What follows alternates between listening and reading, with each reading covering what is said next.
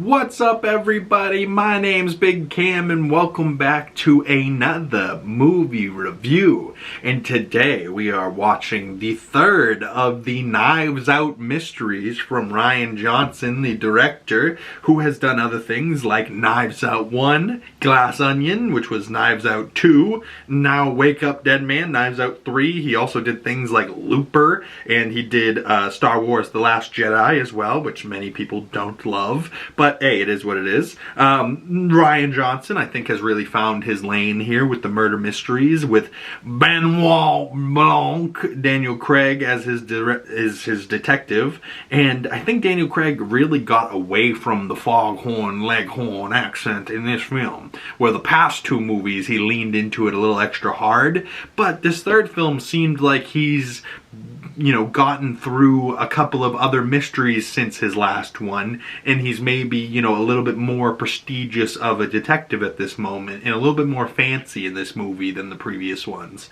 And, like the last movie, he was itching for another mystery to solve. This one, it seems like he's been solving mysteries since Glass Onion, and now this is the most recent one. And, this one's set around a church, and the Wake Up Dead Man, the dead man wakes up, so I was like, oh, no wonder where that title came from. And, this movie was just wild, man. The cast is incredible, and, there was the trailers that were so, creepy and eerie, and there was this one, trailer shot I remember, or even a movie poster I remember, of this green goopy substance over a skull, and it was Knives Out, and it was oh my god, that was creepy. And I don't see that as a poster here, but regardless, that part from the trailer at least did show up in the film, and I was like, oh.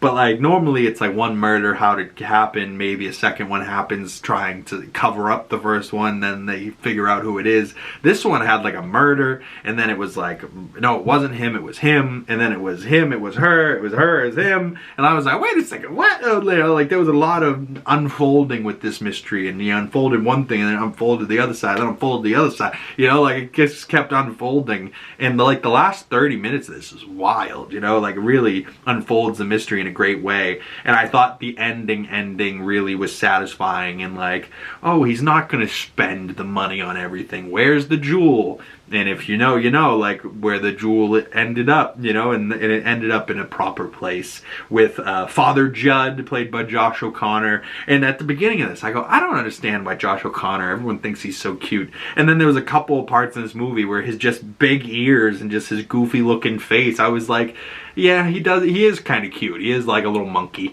he's got a little monkey face. And he was quite funny on SNL this last weekend as well, hosting. But this cast, Daniel Craig, Josh O'Connor, Glenn Close, Josh Brolin, MILA KUNIS, Jeremy Renner, Kerry Washington, Andrew Scott, KAILEE SPAENY, DARYL McCORMACK, Thomas Hayden Church, Jeffrey Wright was in there for a quick minute.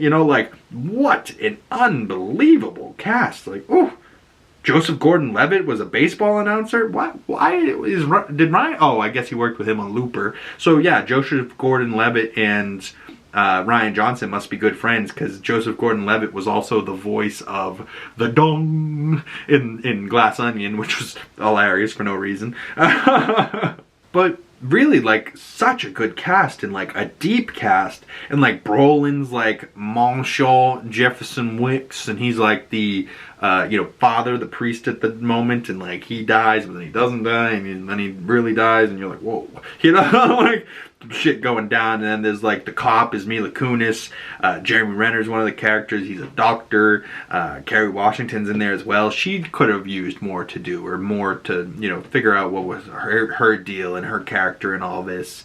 Characters that I could have done a little bit more with, and gotten a little bit more from, probably would be Kerry Washington's character, maybe Andrew Scott's character, maybe KAILEE SPAENY's a little bit more, maybe DARYL McCormack's a little bit more, but mostly overall done pretty damn well. And each of these characters felt pretty deep, but also just vague enough that it kept us wait, what's going on here? Who are these people? Do we trust them? That kind of thing.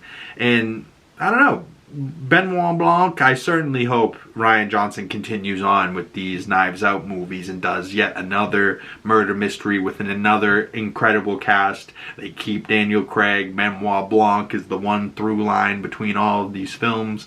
But, you know, even though he's the one through line, they could shave his beard, shave his hair, and make him look like a young Benoit Blanc and go back to like his first mystery ever. You know, there's nothing that says they need to continue on in that it's after the other films. You know, they could start playing with time as well. You know, like I was saying, from Glass Onion to this murder mystery, it sounded like he had solved another murder mystery in between the two movies. So maybe the next film they go back to that one and they figure that out, you know. But Rian Johnson did say he had a vague idea, but nothing concrete and nothing like written down yet or like dialogue, but he has an idea. So Rian Johnson, cultivate that idea, keep it growing, water it, you know, do whatever you need, put some fertilizer on it, and make sure that idea grows and flourishes into something great.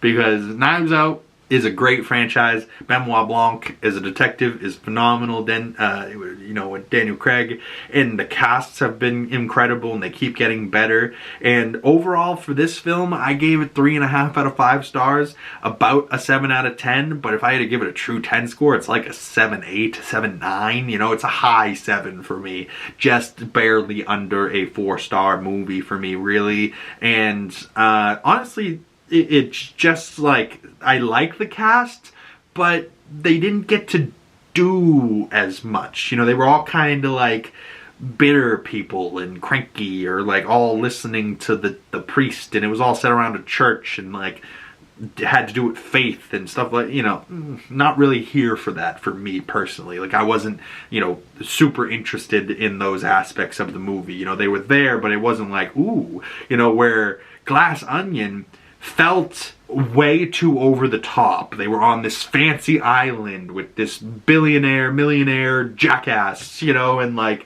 he was setting up his own murder mystery, and then a real murder mystery unfolds, and it's like there was a lot to go on with Glass Onion, and I liked that movie so much, and the cast in that, Catherine Hahn, Batista, you know, just all through the board for that movie. I really, really liked that cast. And Knives Out had a great cast as well, but that was also more like the original Clue, you know, game and the mystery, and that was shot a little bit in Massachusetts, but they didn't really leave that house, you know, and so it felt a little cramped and felt like a small movie, even though it should have felt like this huge movie with this big cast. And Glass Onion, even though they were trapped in a mansion, they were trapped on an island. So it felt a little bit more spaced out, even though it wasn't. But it felt over the top and grand and flashy and just great. And like, I don't know, they were also on a beach with sun and beautiful vibes the whole time, where this was like kind of raining. They're in the woods. It's doom and gloom. They're at like this creepy church. It's like, even just the poster here, like you can see the Knives Out poster has like dark cloudy skies, compared to Glass Onion had this beautiful crystal blue sky. You know, like, I don't know, maybe it's just that, like, that makes me like it even more, Glass Onion, that is.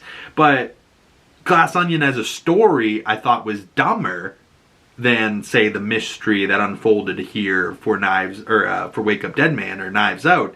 But the Glass Onion one, for some reason, I just like more as a movie. You know, like, I can, out of the three of these, the one that I want to sit down and just watch again is Glass Onion. But if there a fourth Knives Out film comes out with Daniel Craig again and Rian Johnson coming back, I'm going to do another little murder mystery rewatch. And as far as these 3 films as a trilogy, I am absolutely here for them. And I absolutely love these Knives Out movies and the murder mystery aspect of these. I'm sure my mom, who loves a murder mystery, is going to love these as well.